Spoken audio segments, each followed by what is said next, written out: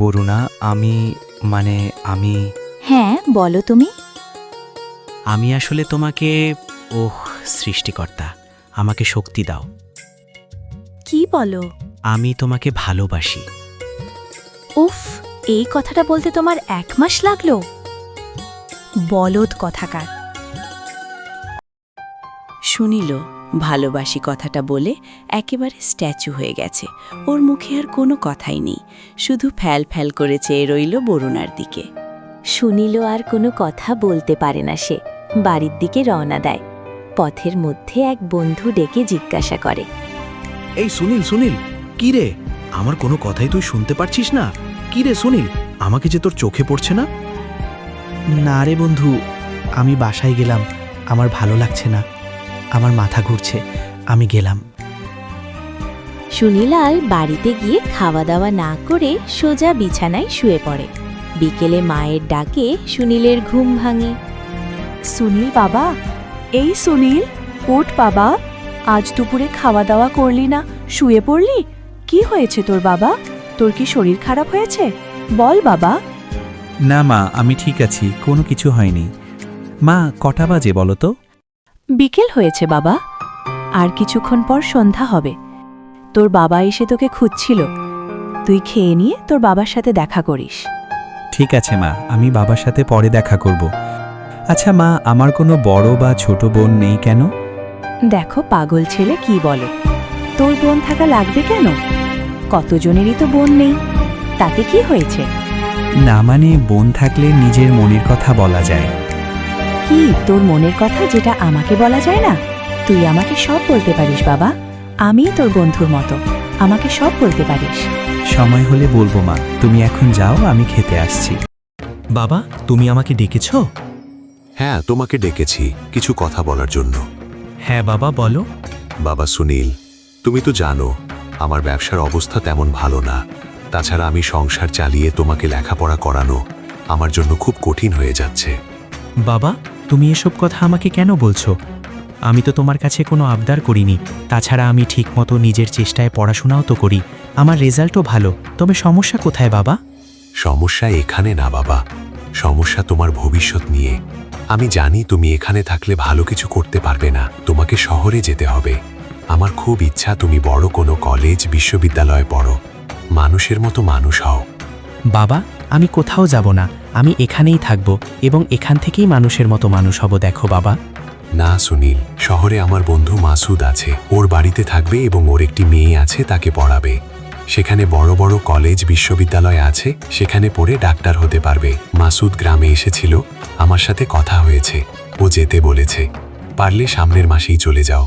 না বাবা, আমি এখান থেকে যাব না, আমার ভালো লাগছে না। কেন যাবে না? তোমার ভবিষ্যতের কথা ভেবে দেখো, তারপর বলো। এবার তোমার ঘরে যাও। সুনীল মন খারাপ করে ঘরে চলে গেল। সারা রাত সুনীল ঘুম পারেনি, শুধু তার বরুণার কথা মনে পড়ছে। আর ভাবছে, বাবা আমাকে শহরে পাঠিয়ে দিলে বরুণাকে আর দেখতে পাবো না। আমি ওকে ছেড়ে কিভাবে থাকব? কারণ এর মধ্যে সুনীল বরুণাকে খুব ভালোবেসে ফেলেছে। পরের দিন সকাল সকাল যখন বরুণা কলেজ থেকে বাড়ির দিকে যাচ্ছিল, তখন সুনীলও ওর সাথে সাথে যাচ্ছিল। সুনীল, তোমার মন খারাপ খারাপ লাগছে, কি হয়েছে তোমার? না, কিছু হয়নি তো। না, আমার মনে হচ্ছে তোমার মনটা খারাপ এবং চিন্তিত। বরুণা, আমি তোমাকে ছেড়ে থাকতে পারবো না। সুনীল, তোমার কি হয়েছে? আমাকে ছেড়ে থাকতে তোমাকে কে বলেছে? বাবা আমাকে শহরে পাঠিয়ে দিতে চাচ্ছে, তার বন্ধুর বাড়িতে। কেন পাঠিয়ে দিচ্ছে? শহরে লেখাপড়া করার জন্য, ভালো কলেজে পড়ার জন্য। আমি পারবো না তোমাকে ছেড়ে। আরে পাগল, এত চিন্তা করো না তো। তাছাড়া আমারও তো খারাপ লাগে তোমাকে ছেড়ে। কি করব এখন বলো তো বরুণা?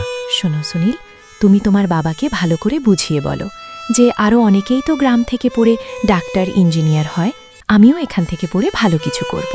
এভাবে তাকে বুঝিয়ে বলো। ঠিক আছে, আমি চেষ্টা করব। আমি তোমাকে ছেড়ে থাকতে পারবো না, আমি তোমাকে অনেক ভালোবাসি।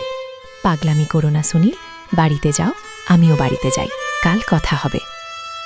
মন খারাপ আর চিন্তা নিয়ে দুজনই বাড়িতে চলে যায়। বাবু, গ্রামের লোকজন আপনার মেয়েকে নিয়ে বাজে কথা বলছে। কি বলছে গ্রামের লোকজন? বলছে আপনার মেয়ে একটি ছেলের সাথে প্রায়ই দেখতে পায়, গল্প করে, ঘুরি বেড়ায়। কোন ছেলে, কার ছেলে? বাবু, ছেলেটা হলো ওই পাশের গ্রামের তুমিজুদ্দিনের ছেলে সুনীল, গরিব পরিবার। আপনার মেয়ের সাথে এমন কানা ঘোষা হলে আপনার মান সম্মান থাকে কন? ঠিক আছে, আমি ব্যাপারটি দেখব, তুমি এখন যাও। বরুণা যখন বাড়ির ভেতর প্রবেশ করে তখন তার বাবা অপেক্ষা করছিল রাগান্বিত মন নিয়ে। বরুণা, এইদিকে এসো। বাবা, কিছু বলবে? হ্যাঁ, তোমার সাথে আমার কিছু কথা আছে। বলো বাবা, কি বলবে? মা, বরুণা, তোমার বাবার এই গ্রামে অনেক সম্মান রয়েছে, এটি কি তুমি বিশ্বাস করো? হ্যাঁ বাবা, অবশ্যই বিশ্বাস করি। তাহলে তুমি কেন এই সম্মানটুকু নষ্ট করছো? কি বলছো বাবা? হ্যাঁ, আমি ঠিকই বলছি। তুমি ইদানিং একটি ছেলের সাথে চলাফেরা করছো, এটি গ্রামের লোকজন কানাঘোষা করছে, আমার উপর আঙুল তুলছে। আমি খুব লজ্জে তরুচ্ছি। বাবা, গ্রামের লোকজন কি বলছে আমি জানি না, তবে বাবা, আমি এমন কিছু করিনি যেটা তোমার সম্মানে এতটুকু হানি হয়।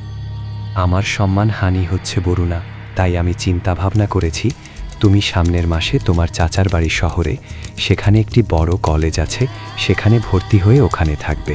তাছাড়া তুমি বড় হয়েছ, তোমার ভালো মন্দ তুমি বোঝো, যেটা করছি সেটা তোমার ভালোর জন্যই করছি। তোমার চাচাকে আমি জানিয়ে দিয়েছি তুমি সামনের মাসে চলে যাবে। বাবা, তুমি আমাকে এভাবে পাঠিয়ে দিও না, আমি ওখানে থাকতে পারবো না। কেন থাকতে পারবে না সেটা শুনি। বাবা, আমি তোমাকে ছেড়ে থাকতে পারবো না। তাছাড়া কি বলো? বাবা, আমাকে পাঠিও না, আমি থাকতে পারবো না। বাবা, তুমি বুঝতে পারছো না, আমি এই গ্রাম ছেড়ে অন্য কোথাও থাকতে পারি না, আমার ভালো লাগে না। আমি এ ব্যাপারে আর কিছু বলতে চাচ্ছি না। মনে রেখো, তোমারও বয়স আমি অনেক আগেই পার করে এসেছি। তুমি কি বলতে চাচ্ছ আমি বুঝি। তুমি এখন ভিতরে যাও। এভাবেই বরুণা ঘরে গিয়ে রাতে তার ঘুম আসে না, শুধু সুনীলের কথা মনে পড়ে যায়। খুব মন খারাপ করে, কারণ সুনীলকে ছেড়ে থাকতে ওর খুব কষ্ট হবে, মনটা খান খান হয়ে যাবে। পরের দিন সুনীল ও বরুণা সকাল সকাল কলেজ থেকে বের হয়ে নিরালায় কিছুটা সময় কাটায়। আমার বাবা তোমার ব্যাপারে সব জেনে গেছে, তাই আমাকে আমার চাচার বাড়ি শহরে পাঠিয়ে দেবে। এখন আমি কি করব সুনীল? আমার বাবাও তো আমাকে তার বন্ধুর বাড়ি শহরে পাঠিয়ে দিবে। বলো বরুণা, এখন আমরা কি করব? সুনীল, চলো আমরা আগামীকাল পালিয়ে যাই। আমার বান্ধবী কাকলি গত মাসেও প্রিয় মানুষকে নিয়ে পালিয়ে বিয়ে করে ফেলেছে, আমরাও চলো এভাবে বিয়ে করে ফেলি। না বরুণা, এটা তুমি ঠিক বললে না, কারণ আমরা বাবা মার অনুমতি বাদে বিয়ে করলে আমাদের দুজনের জীবনই বরবাদ হয়ে যাবে। তাছাড়া আমি তোমাকে নিয়ে কোথায় রাখবো, কি খাওয়াবো? এই বয়সে এটা করলে জীবনে সুখকর কিছু হয় না। তাছাড়া আমার এক বন্ধু নোমান এক মেয়েকে নিয়ে পালিয়ে বিয়ে করেছে, শুনেছি সে খুব খারাপ অবস্থায় আছে। ও খুব ভালো ছাত্র ছিল, বাড়ি থেকে মেনে নেয়নি, তাই সে এক দোকানে সেলসম্যান হয়েছে, অল্প বেতন পায়। কি নির্মম জীবনযাপন পার করেছে, এটা আমি করতে পারবো না। তুমি থাকো তোমার ভয় নিয়ে, একটা কথা জেনে রাখো, জীবনে ভয় করলে ভালোবাসা পাওয়া যায় না, আর ভালোবাসা করলে ভয় লাগে না। আসলে তুমি তো আমাকে ভালোই বাসো না সুনীল। তুমি ভুল বুঝো না বরুণা, আমি তোমাকে অনেক ভালোবাসি, কিন্তু বাবা মার অবাধ্য সন্তানের মতো আমরা বিয়ে করতে পারবো না। আমার আর তোমার জীবন এভাবে নষ্ট করতে পারবো না বরুণা। আমরা মানুষের মতো মানুষ হয়ে অবশ্যই আমরা দুজন মিলিত হব। ততদিন কি তুমি আমাকে পাবে সুনীল? আমার বাবা মার যদি অন্য কোথাও বিয়ে দিয়ে দেয় তখন আমরা কি করব বলো?